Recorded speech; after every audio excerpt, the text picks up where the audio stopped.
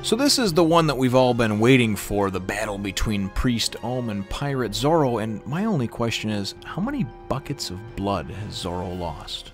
One Piece, Chapter 271, Pirate Zoro versus Priest Ohm.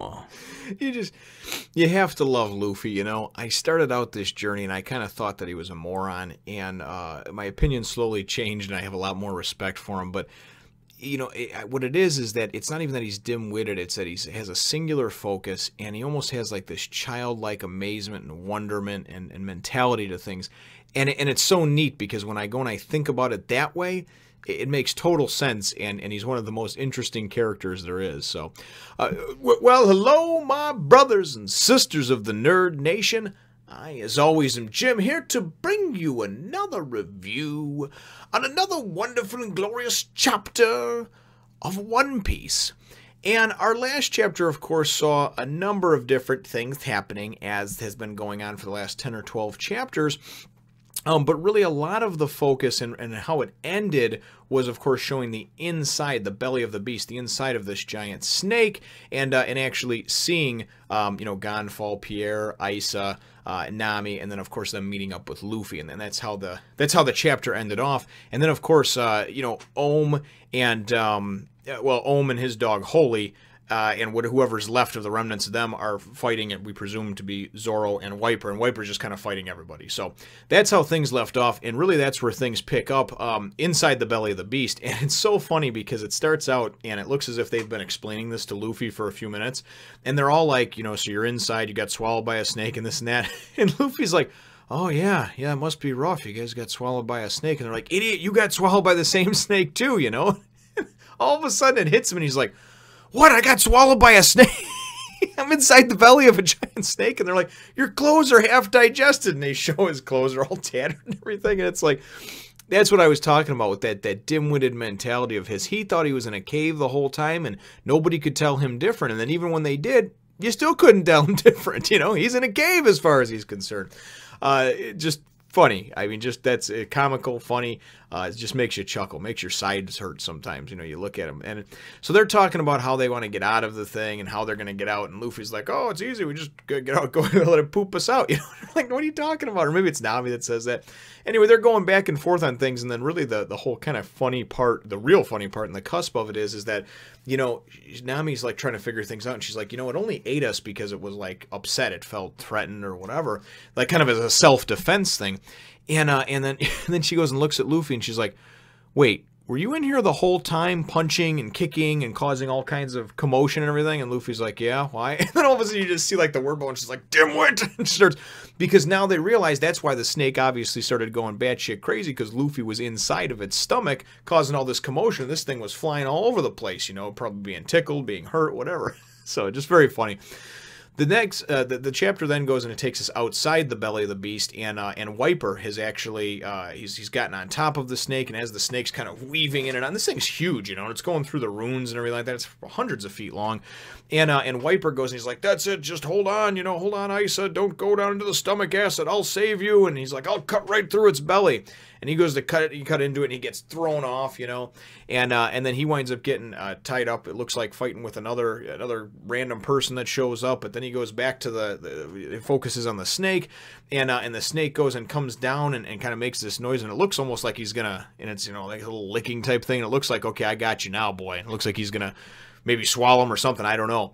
It then goes and takes us, though, and really the focus of the chapter, and the whole chapter was called Priest Ohm versus Pirate Zoro, and or vice versa, however you want to word it. And this was really, you know, Zoro having to go toe-to-toe with Ohm. Now remember, in addition to Ohm having that kind of almost like a heat-seeking missile-like cloud iron sword barbed wire thing, he also has his mantra, so he can, as far as I know, he should be able to, you know, go and predict a lot of Zoro's moves and things like that. So you wind up seeing several pages of really disheartening action. It's Zoro, I mean, and we're used to seeing Zoro kind of get beat up and beat on pretty bad, and out of everybody, I think that if they had to do like most gallons of blood lost since the beginning of this journey, I think Zoro would win head and shoulders above that. You know, that guy's probably lost like, you know, it could probably fill a freaking swimming pool with the blood that he's lost, a poor guy. But anyway, he takes a licking, keeps on ticking that Zoro for you. And you got to admire that too, you know. But he goes and so he's trying to dodge and duck and everything else. And Ohm is using this, this whip-like move on him or whatever. And he's like, and Zoro, no matter where he is, he's like this. So it's like the thing knows where I am, you know. And that's why I was kind of going with that whole mantra thing and everything, because Ohm eventually says something to that effect of his mantra and everything else. And at one point during the fight, Zoro even goes and it almost is like a last-ditch effort. He's like 36-pound Phoenix, you know, which obviously, you know, worked on that other guy that he fought the Shandi and, you know, 10, 15 chapters ago. But he's, you know, does this. And Ohm just, you know, blocks it like it's nothing, right? And then Zoro goes to come at him and nail him, you know, and he winds up going in the iron cloud, turns into like an iron wall, and Zoro's just like, just clangs, I guess he's like an iron wall, and he's like, yeah, and you think the clouds can only be the shape of one thing, and take the shape anything he wants, right? So Zoro's pretty much just like, God damn, you know. And then he goes to kind of retreat again, and Ohm's like, you're never going to win if you try to keep your distance, you know. And Zoro's just thinking in his head, like, how am I going to be able to beat this guy? And it's really kind of a battle of wits at this point, because he's like, the guy can predict my moves. And then when he goes and he does attack me with that damn, you know, cool whip sword thing, a barbed wire sword, whatever you want to call it, it's like a heat sink. It's got like a homing missile thing. It comes right after me, you know. So anyway, so it's kind of cool because someone explained this to me in the comments when I talked about the 36-pound Phoenix, and I like that about how it used the different senses, and then, you know, and then it multiplied it by, well, then of course there was good and evil, and then there was the different intentions, you know, pure and impure, good, neutral, and evil, and all that stuff, and that's how you get the math for 36. Now, I never did look up the whole thing about 72 and 108 pound, but somebody explained that to me, and I was wondering why. I was like, what sense does that make? Well, now I know why. Because then he goes and he's just like 36, 72, which is double of 36 for those of you that are counting, and then he's like 108, which is another 36 on top of that. So he's now tripled the 36-pound Phoenix, and he's like 108-pound Phoenix, you know. And it was really cool because as he goes and Ohm is going, you know, to kind of come at him with a crushing blow, Zoro's, you know, wave of awesome and power just goes and destroys, and even Ohm's like, holy shit, he broke an iron cloud, went right through an iron cloud, right? And Zoro just, you know, is just able to just jerk off Ohm, and it just feels so good, you know. Oh my God, I tell you, I love it, I love it, I love it. There it is, you know. But here, just to show you, I haven't done that in a couple of chapters. I don't know what's going on with me. I've been slacking. But I just love how it's depicted and how it's drawn. You know, you just see this line of blood, and he's holding this cool. But I want one of those that Ohm has. As a matter of fact, I think I ordered two. Is what I wanted. I requested. But Ohm over there it looks like he's hopefully knocked the fuck out. If not, hopefully he's very gravely injured, or at least taken out of the battle. But I love that there's just like he deflected an iron cloud. And just the whole way that everything was depicted, you know, you go back a page and everything like that, and Zoro standing there, and he's just like, oh man, you know, and then Ohm's just talking his shit. He's just like, and I love this too. He's like, you know, pray to the god and this and that, you know, and then Zoro's just like, pray to the god? Yeah, no, I don't think so. And it was just straight up cool because regardless of what your beliefs are or anything else, it doesn't matter. If somebody tries to go and say something to you that you don't believe in, you know, in the midst of a battle, just to go and throw it back in their face like that's great. He's just like, yeah, pray to the god. I don't think so, brother. He's just like, he pulls out the 108-pound Phoenix and just, whoosh, you know. So very, very cool stuff. That's where the chapter ends, and an explosive chapter at that. And certainly we're coming into some real good stuff over here, and certainly kind of the heart of some of the great action, you know. And I kind of wonder though, where was the dog during this whole thing? You know, Holy, I don't know if he was taking care of some other people or what. I mean, there was one point where Zoro was going, when he was kind of ducking and dodging and weaving and hiding from Ohm, all of a sudden, not the dog, but one of the Heavenly Warriors appeared. And Zoro's like, who's one of these guys? The guy's like, ah, you know, Blue Sea people. And it comes in, and Zoro's like, I have no time for you, you know, went right through him. So, and now there's pretty much, it's down to very little being left in the game as far as we know of. And I believe that Ohm's count is off, though, because he's not counting Luffy and stuff and the people being inside the belly, but I'm not sure. I don't know exactly how the game's supposed to work, you know. At first I thought it was people that got killed, and it's only people that got knocked out. I don't know.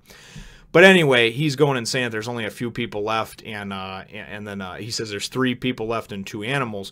I'm assuming referring to the snake that's still alive, and Holy the dog. But and then Zoro, right before they go into that fight, he's just like, yeah, and after this there'll only be 2 people left. So, but my chapter question for you though is, what are your thoughts on Zoro at this point and his progression, and really kind of his struggle too?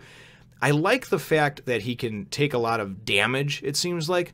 But is it just me, or does it seem like almost every fight that he's in? I mean, I even felt bad when he went into town in Jaya with Luffy because he got the shit kicked out of him. I know the guy can take a licking, but for Christ's sakes, man, you know, he loses a lot of blood. Does he ever come out of a fight somewhat clean? Does he ever decisively just win a battle, you know? So, I mean, like I said, I love the character, but I really feel for him because every time I see him, he's just like dripping gallons of blood, you know? He bleeds like I sweat, you know? So, he bleeds like fat people sweat, you know, or people playing basketball. I don't know, you know?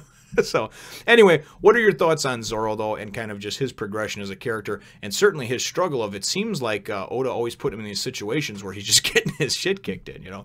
Leave your answer to that question in the comments down below. Feel free to hit the thumbs up, the like button if you should think that I deserve it, and subscribe if you haven't done so already. We will look forward to catching all of you in the next one, nation. Well, I thought it would be fitting to put this picture at the end of the chapter due to the chapter's content. If you'd like to see more, go on over to my Facebook and Instagram page.